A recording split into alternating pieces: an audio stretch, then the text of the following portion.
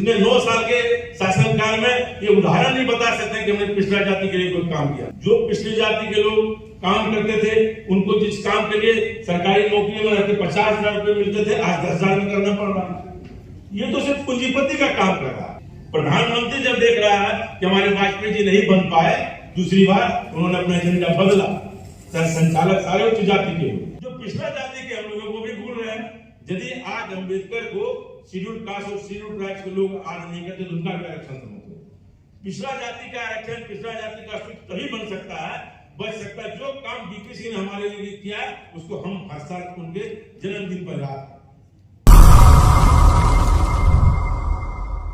करें। बीपी सिंह जी ने जो काम इस देश में किया पिछड़ों के लिए, वो सिर्फ आरक्षण ही नहीं दिया, आरक्षण तो दिया है, उसके साथ साथ पिछड़ों को दिशा भी देने का काम किया और पिछड़ी जाति को पहचान देने का काम किया।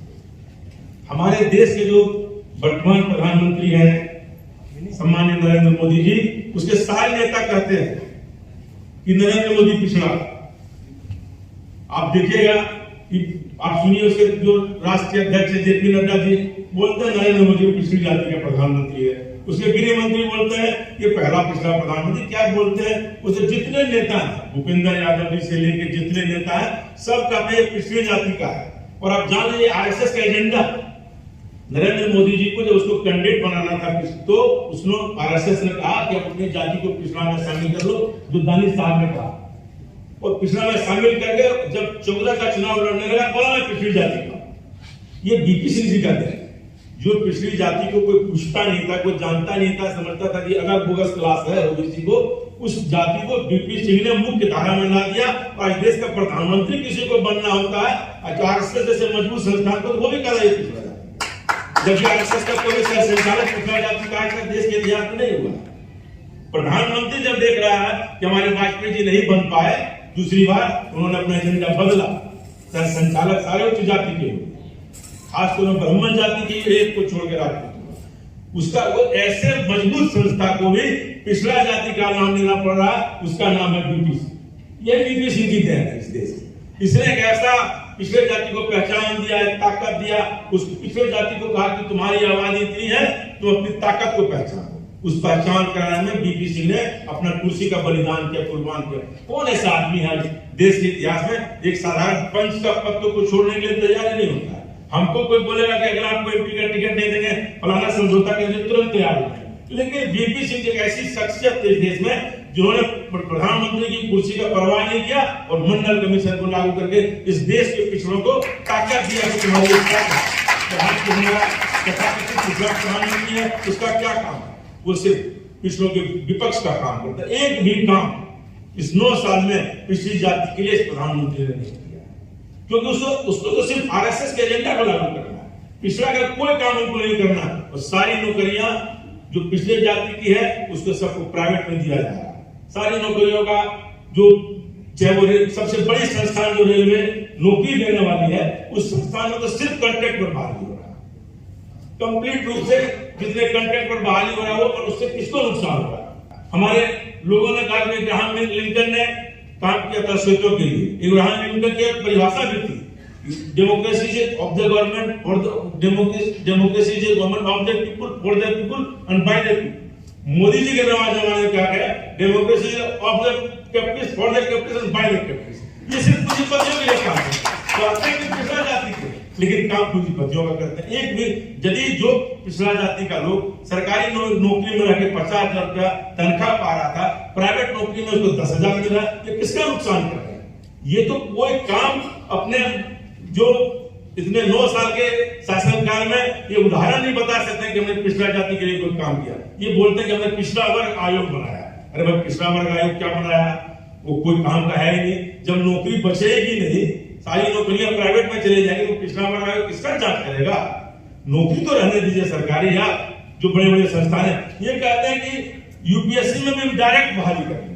अब समझ लीजिए कहां जाइएगा। हम लोग तो कहते रहे यूपीएससी एक ऐसी संस्थान है जिसका नौकरी परीक्षा पास करके किया जा सकता है। कहता कोई आवश्यकता नहीं परीक्षा पास करने का, हम लगेगा कि टैलेंटेड है, हम उसको सेक्रेटरी ज्वाइंट सेक्रेटरी बना देंगे। ये तो इनका कि सारे जितने भी संवैधानिक संस्थाएं हैं उसको ध्वस्त करने पर तुले हुए हैं। जितनी भी पॉलिटिकल पार्टियां उसको ध्वस्त करने पर तुले। उसके साथ ही साथ और भी है, जो पिछले वर्ग के नेता उसी के ईडी का रेट पड़ेगा, उसी के इनकम टैक्स का रेट पड़ेगा, चाहे वो कोई भी हो। आप लालू यादव से उठा के छगन भुजबल तक को ले लीजिए, सारे जितने पिछले वर्ग के इस देश के नेता है सबको जेल में डालने का। किसी अगले जाति के नेता को जेल में डालता है क्योंकि उसको आरएसएस गलती से हटाता है। खुद आरएसएस का कठपुतली प्रधानमंत्री है। आरएसएस आज बोलेगा गेट डाउन, कल गेट डाउन। जितने भी अधिकारी हमारे पिछले जाति के सब पर जांच बैठवाता है, जितने भी अधिकारी, जितने हमारे मंत्री, नेता, एमएलए, एमपी सब पिछले जाति के सब पर छापा मरवाता है। आपको कोई संपत्ति है कि नहीं, इनकम टैक्स का छापा समय नहीं पड़ जाएगा। आपने कोई कार्यक्रम किया भाजपा के खिलाफ में, नरेंद्र मोदी के खिलाफ में, आपको तुरंत जेल में डाल दे। हम लोग सब आंदोलन आज जो इकट्ठा हुए हैं, जो बोले किसी दिन हमको पता लगा कि जेल में डाल दिया। चिंता हम लोग जेल जाने से नहीं डरते। पहली बात है कि इतना तो ताकत रख के नरेंद्र मोदी जी के खिलाफ हम लोग बोलते हैं कि जेल जिस दिन भेजने की इच्छा हो भेज दीजिएगा, कोई चिंता नहीं है। आप जाली ईडी, सीबीआई, इनकम टैक्स लगाते रहिए, कहीं कुछ नहीं होगा। क्या होगा, भुजबल साहब पर लगाया सीधे बरी हो गया, इसलिए इन पर लगाया कि पिछले जाति के थे। लालू यादव के ऊपर क्या घोटाला कर, मात्र 900 करोड़ का, वो भी 20 साल इतना मुकदमा डाले। क्योंकि जो लोग भी आर्यन सोसाइटी के लोगों का विरोध करेगा, जो लोग भी आरएसएस का खिलाफ करेगा इस देश में, उसको निश्चित तौर पर झूठे मुकदमा में फंसा के जेल में बंद करने का यही काम है सरकार। और बहुत सारे आपने देखिए, सबसे दुर्भाग्य क्या है नॉर्थ इंडिया का। नॉर्थ इंडिया में राजनीतिक जागरूकता तो है, लेकिन कोई सोशल रिफॉर्मर फूले और पेरियार की तरह नहीं हुआ। यदि नॉर्थ इंडिया में भी यूपी, बिहार, मध्य प्रदेश, इन इलाकों में फूले और पेरियार की तरह कोई सोशल सामाजिक सुधारक पैदा लेता तो ये स्थिति हम लोग की। राजनीतिक रूप से हम जागरूक है, लेकिन धर्म के मामले में इतना हम लोग फंसे हुए हैं, इतना लगे हुए कि हम लोग उसी में उलझे रहते हैं।